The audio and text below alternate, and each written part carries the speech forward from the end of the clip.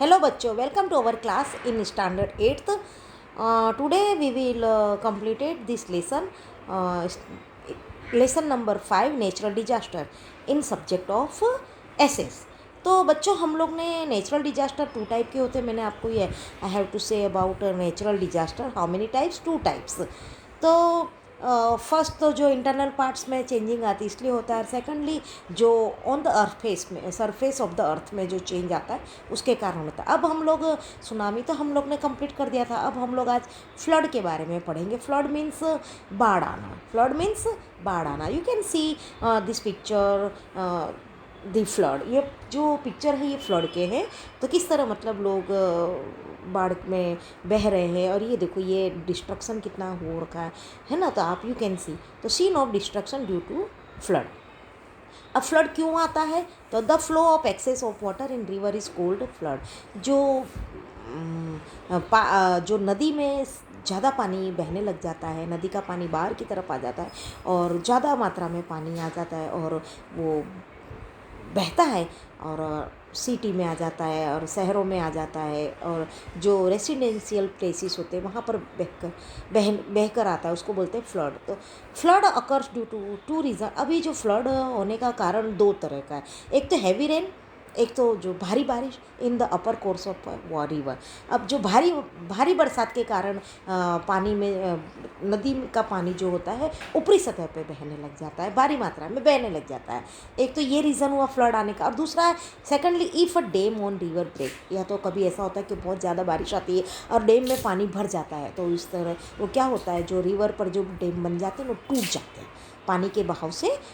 ताकत जो स्ट्रॉन्ग होता है वाटर का जो पावर, तो उसकी वजह से अगर डैम फट जाए टूट जाए तो flood occurs in the low lying areas. तो जो निचले सतह के जो एरियाज होते हैं वहाँ पर फ्लड आ जाता है. रिवर जो नदी के किनारे के जो एरिया होते हैं ना वहाँ पे फ्लड आता है. तो इस तरह 2 तरह का फ्लड आता है. अब यहाँ पे things to know. Name of the river, flood affected area, year. अब यहाँ पे देखो जो नदियों का नाम दिया है और कुछ एरिया है कहाँ पर आया था और कौन से ईयर में. Ganga Yamuna north India. Area कौन से अफेक्टेड हुए थे? North India. 1978 ईयर कौन सा है? 1978. Year Machchhu is river also dam on it.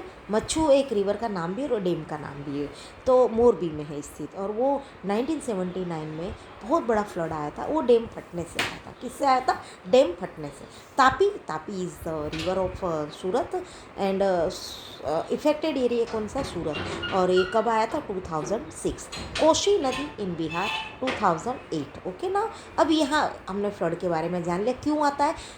2 reason होता है. एक तो डैम फटने से और एक तो हैवी रेन के कारण.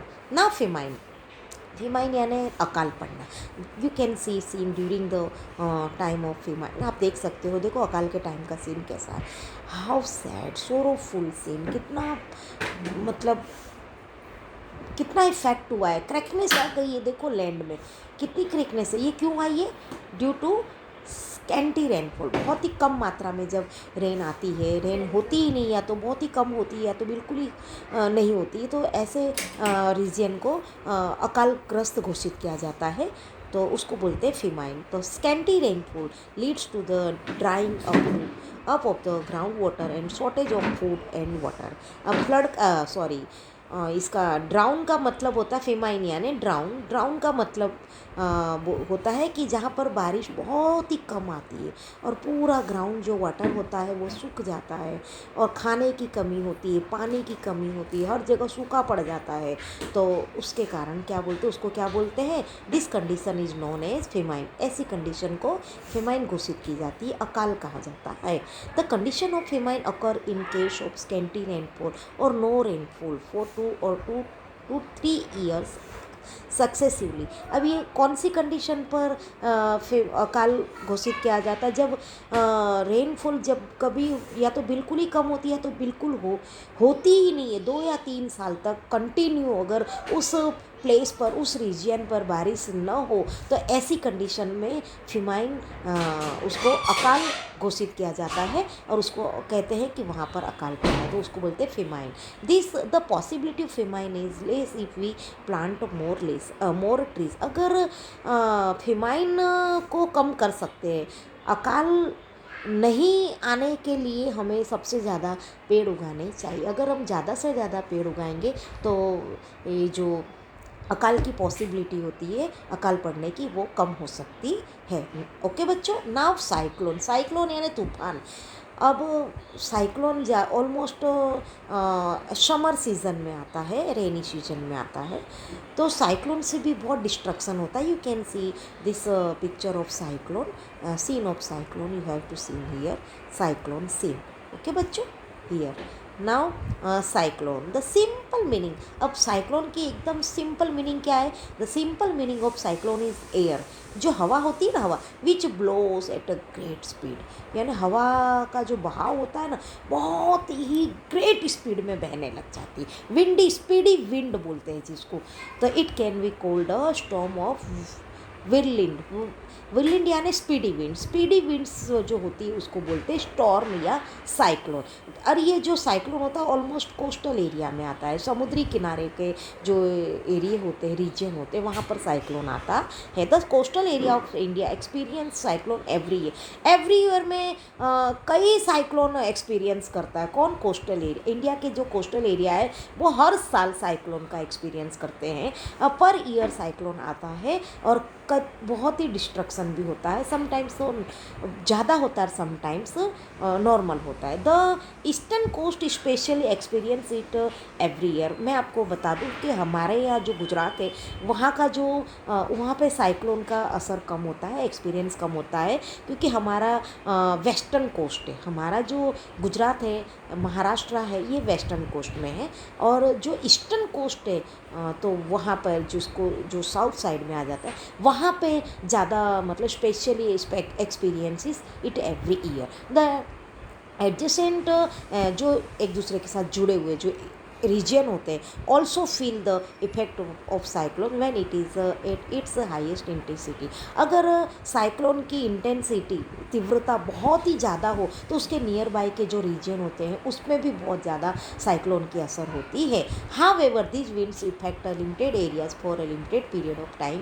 हाँ, लेकिन ऐसा है कि ये जो लिमिटेड इफेक्ट होती है इसके और लिमिटेड पीरियड होता है। ऐसा नहीं कि साइक्लोन ज़्यादा लगातार कंटिन्यू आता रहे। इसके लिए गवर्नमेंट डिक्लेयर करती है सम टाइम 2 डेज़ आता है, सम टाइम 3 डेज़ होता है, और इसकी पीरियड भी लिमिटेड होता है और एरिया भी इसके लिमिटेड ही इफेक्ट होते हैं। ओके, ये जो विंड्स होती है वो लिमिटेड एरिया में ही इफेक्ट करती है, लिमिटेड टाइम के लिए ही इफेक्ट करती है। You can see this scene of cyclone. Okay, now think how will you respond to the situation if the warning for a cyclone is given. अगर government cyclone की warning देती है तो आप लोग कैसे रिस्पॉन्स करोगे? तो we should not go coastal area and sea shore and beaches. Okay, now forest fire. Here is a scene of the forest fire. You can see, देखो हाउ मच ये almost it happen in the jungle. Okay बच्चों, अब forest fire कैसे होती है? जंगल में जो आग लगती है उसको बोलते हैं forest fire. Friction between dry branches and trees and other factor cause forest fire. अब ये फ्रिक्शन यानी घर्षण होना, दो जो ब्रांचेस होती है ना वो आपस में, उनके आपस में घर्षण होता है, यानी क्या बोलते हैं, घर्षण होना यानी एक दूसरे से टकराना। पेड़ की जो शाखाएं होती है, ब्रांचेस होती है, वो आपस में टकराती है, घिसाती है, तो उसके कारण क्या होता है, तो उसके कारण भी उसमें से स्पार्किंग होती है, और इसके कारण वो उसमें जो ड्राई लीव्स होती है तो उसमें क्या हो, sometimes catching fires and other factor cause. और दूसरे फैक्टर्स भी है, समटाइम्स इन समर सीजन कुछ जो ह्यूमन बींग्स होते हैं वो स्मोकिंग करते हैं या सिगरेट पीते हैं, और वो क्या करते हैं, जलती हुई माचिस जो मैचिस स्टिक होती है ना उसको वहीं पे ड्रॉप कर देते हैं। तो उसके कारण क्या होता है कि जो ड्राई लीव्स होती है ना वो फायर को कैच कर देती है। तो ऐसे भी मतलब कई बार मैन मेड भी होते हैं कोजेस। तो it causes a great amount of damage to the forest sources. तो ये इसके कारण मतलब फॉरेस्ट का जो रिसोर्सेज होते हैं ना, उसको बहुत ही ज़्यादा मात्रा में नुकसान होता है। ओके बच्चों, लैंडस्लाइड अब हम आए लैंडस्लाइड पे। तो लैंडस्लाइड यानी चट्टाने, जब समटाइम्स क्या होता है, रॉक्स बड़े बड़े पत्थर खिसक जाते हैं, चट्टाने खिसक जाती हैं, ज़मीन खिसकना मतलब, तो वो माउंटेन एरिया में होते हैं समटाइम्स। तो sliding of large mass of rock, देखो बड़ी मात्रा में rock material, soil etcetera down the side of a mountain और क्लिफ यानी घाटियाँ is a term as landslide. तो ऐसी जगह पर ज़्यादातर लैंडस्लाइड होते हैं। बड़े बड़े इसमें क्या क्या गिरकर ऊपर से मतलब नीचे तक खिसकते हैं, रॉक मटेरियल्स, सॉइल एक्सेट्रा नीचे की साइड आते हैं। The two factors cause landslide. अभी लैंडस्लाइड्स के भी दो कारण हैं। एक तो एक्सेसिव रेनफॉल, ज़्यादा रेनफॉल से क्या होता है कि जो चट्टाने होते हैं ना वो कमज़ोर पड़ जाती है और इसके कारण वो स्लाइड हो जाते हैं। और एन अर्थक्वेक से भी समटाइम्स चट्टाने खिसक जाती है। माउंटेन एरिया में अगर अर्थक्वेक आता है तो वो शेकिंग होगा, पूरे माउंटेन से शेकिंग होंगे और ऊपर से जितने भी रॉक्स होंगे वो डाउन नीचे की तरफ गिर जाते हैं, तो उसको लैंडस्लाइड कहते हैं। For example in the rainy season, अब एक एग्जांपल बताया गया है, रेनी सीजन में the railway transportation in Konkan area जो महाराष्ट्र में है, वहाँ पे एक रेलवे ट्रांसपोर्टेशन है, gets obstructed due to landslide से पूरा वो क्या हो गया, ऑब्स्ट्रक्शन हो गया, यानी नुकसान हो गया उसका। इस तरह मतलब बच्चों, तो लैंडस्लाइड माउंटेन एरिया में आता है और बहुत सारी चट्टानें खिसकती है, हैवी रेनफॉल के कारण होता है। तो बच्चों यहाँ पर हमारा लेसन फिनिश होता है और I will send some exercise in shortly time. Okay बच्चों, बाय।